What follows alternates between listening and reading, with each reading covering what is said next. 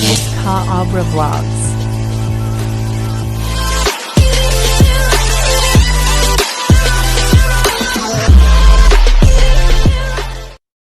Ano ang mas mahalaga?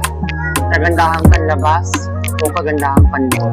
Para po sa akin, ang maganda po ang pangloob. Kasi nakikita sa ating puso kung anong ginagawa natin.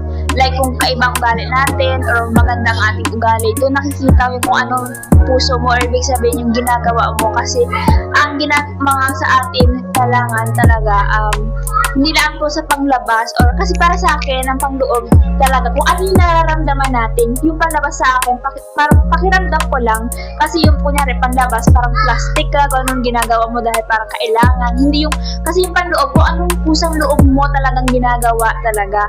Kasi para sa akin very important yung panloob kasi kung maganda ka naman pero yung panlabas mo hindi maganda, no, yun lang.